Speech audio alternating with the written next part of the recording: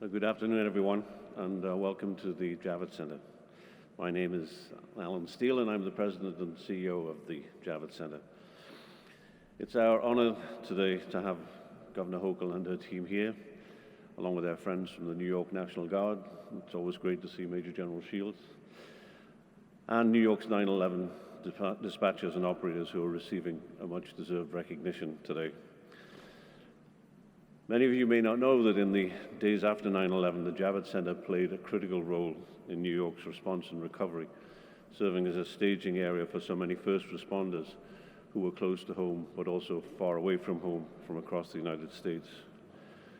We were honored to support our wounded city then, and we were proud to do so again in the fight against COVID-19.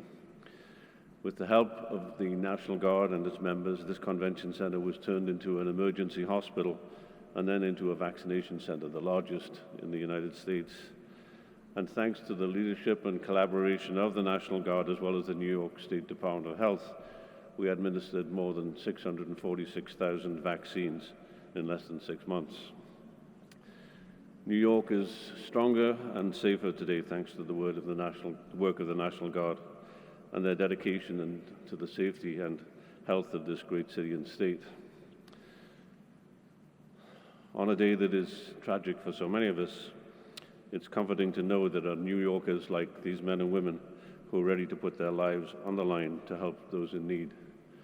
And having spent the morning at Michie Stadium watching the ceremonies and then the football game, which the Army won, incidentally, it reminds me how many more people are willing to do exactly that, and we should all recognize and applaud them for that sacrifice. On behalf of the Javits Center and all of our employees, I would particularly like to thank the Guard for everything they have done to support the Javits Center and our state. And now I'd like to introduce, I have the honor and the pleasure to introduce Governor Hochul.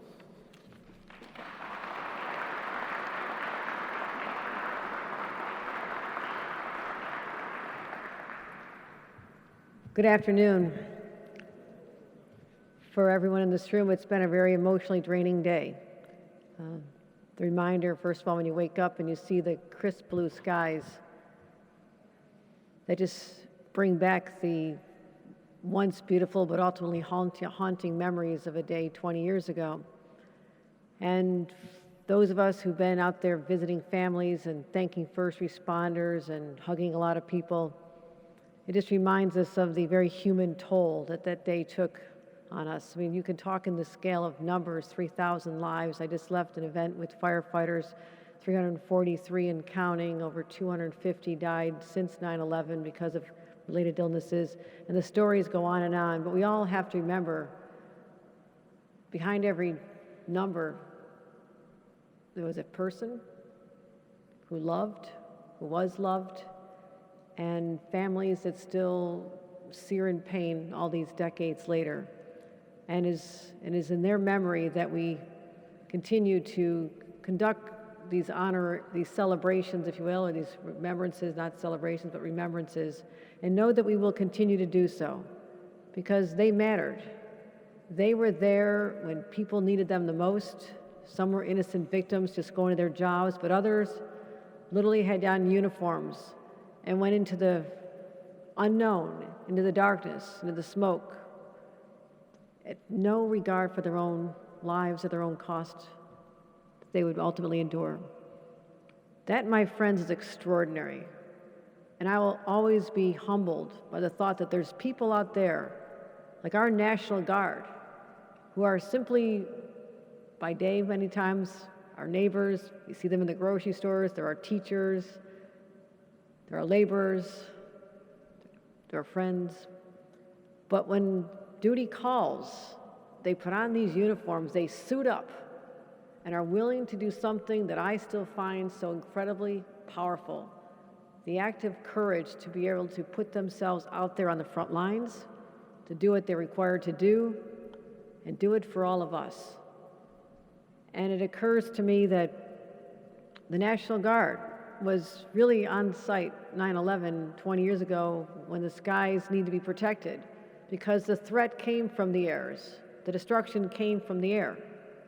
And immediately, our Air National Guard was deployed, and they showed up to protect the skies from these terrorists who weaponized airplanes. And I want to thank them. And in my opinion, they never got the recognition they deserved. It's 20 years overdue, but I'm here to set that straight because I have seen what you've done, and I know what you continue to do. Some of you may have been there at the time, but those of you who also signed up after 9/11, and I think about the thousands of people who answered the call when I was much younger, little girl, when John Kennedy said, "Ask not what your country can do for you, but what you can do for your country." I believe that's why many of you are sitting here today as well. You felt that compelling need to do something in the aftermath of 9/11. You said, I'll do this, I'll sign up, I'll be there. And many of you ended up going to places like Afghanistan. And I had the opportunity as a member of Congress to see many members of the New York National Guard in battle fatigues. In a God-forsaken country, it looked like the moonscape when you flew over the mountains and you landed, and it was just so colorless. And out there I just saw these most incredible individuals, human beings separated by thousands of miles from their families and loved ones, from their normal lives. But they didn't think twice about it. They were there because they knew their country and their state needed them. As I said, I'll always be in awe of that. But today I'm joined by a number of elected officials who are here to honor you as well. All of us recognizing that we sleep better at night because you're willing to show up on a 9/11 or to show up in places like Afghanistan, or sometimes to show up with me in a sandbag up on Lake Ontario and help keep back Mother Nature to protect families and lives. You are always there when we need you. And I'm joined today by my brand new Lieutenant Governor, former Senator, Lieutenant Governor Brian Benjamin. I want to recognize him here today. I also want to recognize some of our elected officials from here locally. We have Senator Brad Hoylman, Senator Robert Jackson, Assemblyman Richard Gottfried, Assemblymember Peter Bade is here, and I'll explain why in a minute. Senator Andrew Gennardis, Senator John Brooks, and also our fantastic Manhattan Borough President, Gail Brewer. Let's give them a round of applause for being here today.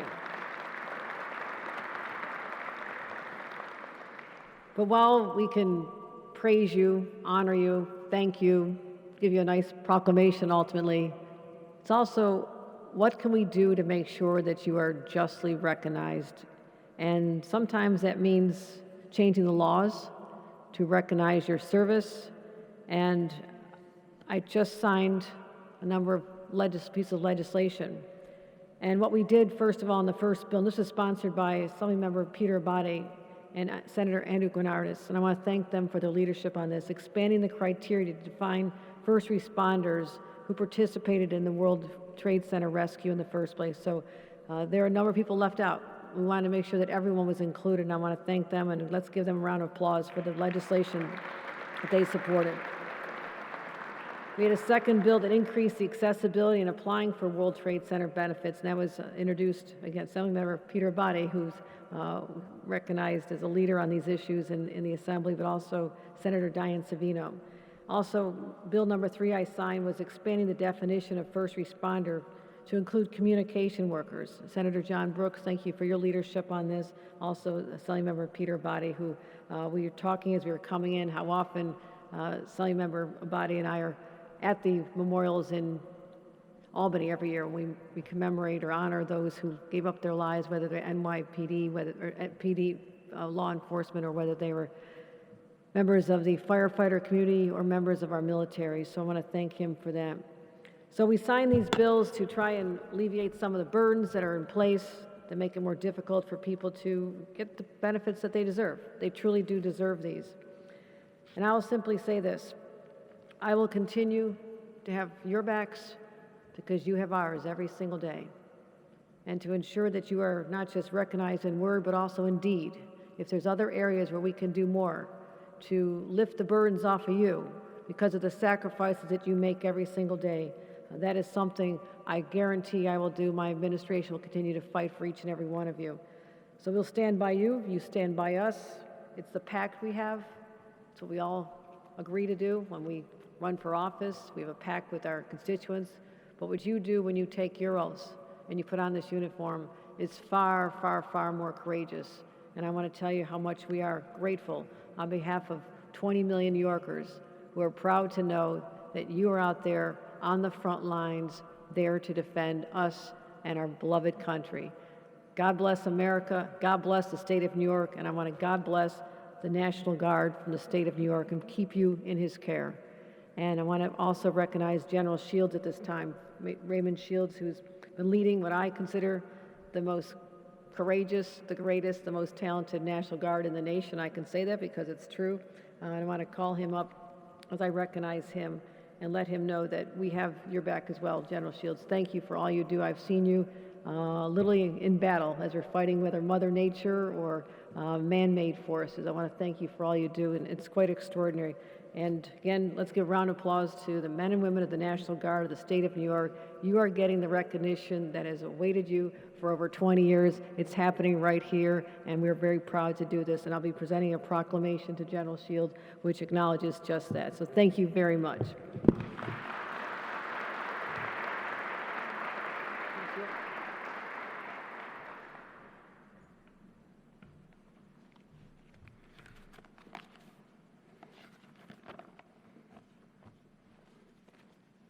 Well, before we start, we'd like to recognize Dave Rogers, who couldn't be here today.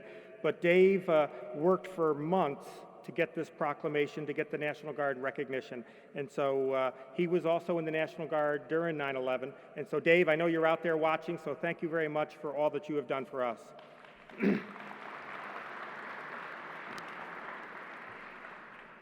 Well, good afternoon, everyone, and thank you for joining us today. Governor Hochul, thank you so much for taking time to recognize the New York National Guard and the state's defense forces. Your words regarding the performance of our soldiers and our airmen and the members of the Naval Militia and the New York Guard are truly appreciated. Especially today, on the 20th anniversary of the terrorist attacks of 9/11, you taking time to recognize those who gave their lives and those who served to protect us means so much to all of us. Today, across our country, Americans pause to remember the 2,977 who died on September 11, 2001. On that sunny morning 20 years ago, the first military responders to Ground Zero were members of the New York National Guard, specifically members of the 105th Infantry and the 69th Infantry from the historic Lexington Avenue Armory in Manhattan. 20 years later, the New York National Guard continues its proud tradition of service, both overseas and here at home. Since 9/11, more than 25,000 times, members of the New York National Guard have deployed to combat zones across the globe. While here at home, we have responded to Superstorm Sandy, the COVID pandemic, and the attack on the United States Capitol on January 6th. Governor Hochul, the Commander-in-Chief of the New York National Guard and our state defense forces, we are committed to our motto, always ready, always there. Thank you again for recognizing the accomplishments of our service members today.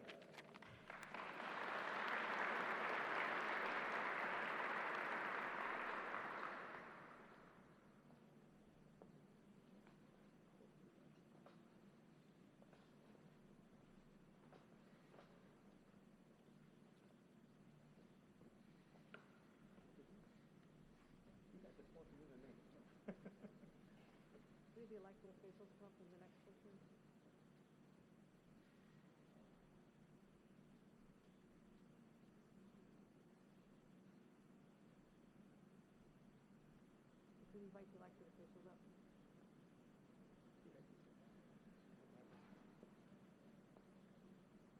This is very meaningful. So, thank you very much. I wanted to give you something too.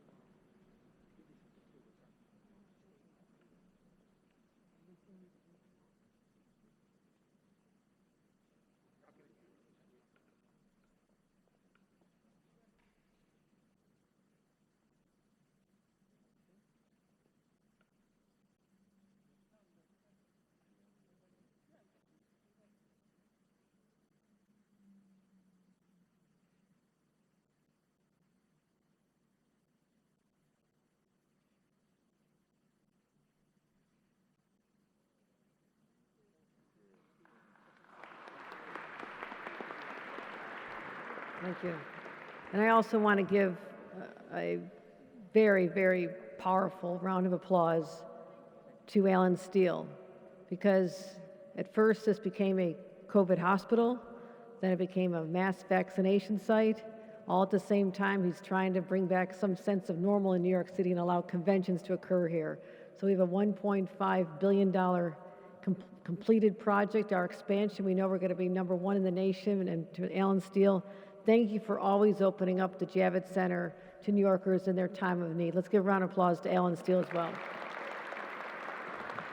And thank you, and I assure the National Guard of New York, it will not take 20 more years for us to recognize all you do. We are grateful every single day. Thank you, everyone, for joining us.